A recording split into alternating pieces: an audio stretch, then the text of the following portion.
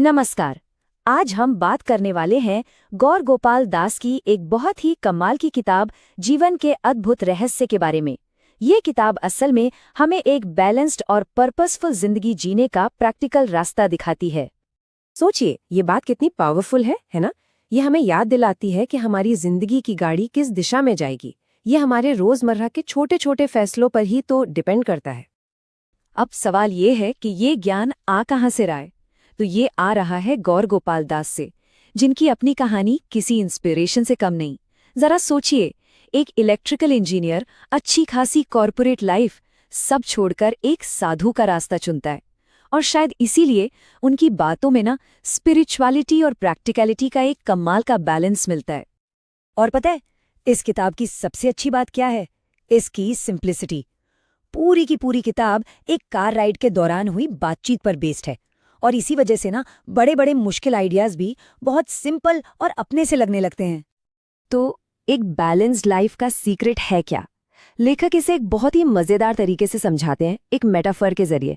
वो इसे कहते हैं जीवन के 4 पहिए। चलिए 1 मिनट के लिए सोचते हैं, क्या हो अगर हमारी जिंदगी एक कार हो? ये सवाल ना सीधा हमें किताब के कोर आइडिया से कनेक्ट कर देता है और सोचने पर मजबूर भी। हम सब जिंदगी में स्पीड के पीछे भागते हैं, है ना? जल्दी प्रमोशन, जल्दी सक्सेस। पर एक बात बताइए, अगर आपकी कार का एक टायर पंक्चर हो तो क्या आप फुल स्पीड में अपनी मंजिल तक सेफली पहुंच पाएंगे? बिल्कुल नहीं। और बस यही इस किताब का सबसे बड़ा लेसन है। स्पीड से ज्यादा जरूरी है बैलेंस। तो ये 4 पहिए हैं कौन से? चलिए देखते हैं। पहला है हमारी पर्सनल लाइफ, दूसरा हमारे रिलेशनशिप्स, तीसरा हमारा काम या वर्क लाइफ, और चौथा हमारा सोशल कंट्रीब्यूशन। इन चारों का बैलेंस, बस यही है एक खुशहाल जिंदगी की चाबी। तो चलिए सबसे पहले इन 2 पहियों को थोड़ा और गहराई से समझते हैं। ये वो पहिए हैं जो हमारी अंदर की दुनिया और हमारे रिश्तों को चलाते हैं। तो पहला पहिया हमारी पर्सनल लाइफ, ये हमारी गाड़ी का फाउंडेशन है, समझिए।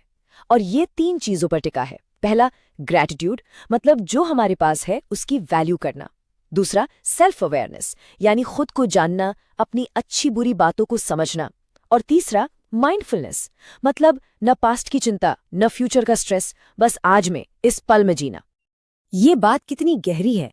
असल खुशी इस बात में नहीं है कि हमारे पास क्या क्या है, बल्कि इस बात में है कि हम सोचते कैसे हैं। सारा खेल नजरिए का है। अब आते हैं दूसरे पहिए पर, यानी हमारे रिश्ते।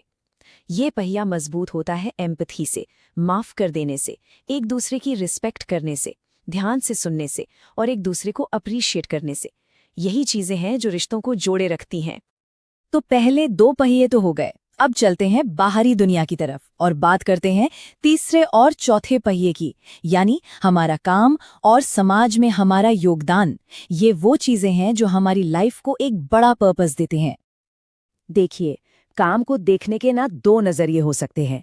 एक नजरिया है कि काम सिर्फ पैसा और नाम कमाने के लिए है, लेकिन एक दूसरा नजरिया भी है जो किताब हमें सिखाती है कि काम को एक सर्विस की तरह देखा जाए, जिसमें गहरा मकसद छुपा हो। और यकीन मानिए, असली सैटिस्फैक्शन इसी दूसरे नजरिए में है।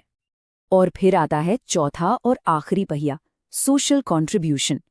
जब हम बिना किसी उम्मीद के दूसरों के लिए कुछ करते हैं, समाज को कुछ वापस देते हैं, तो जो शांति और सैटिस्फैक्शन मिलता है ना, वो कहीं और मिल ही नहीं सकता। ये हमारी जिंदगी को एक नया मतलब देता है। तो ये थे जिंदगी की गाड़ी के 4 पहिए, लेकिन इन्हें बैलेंस में कैसे रखें?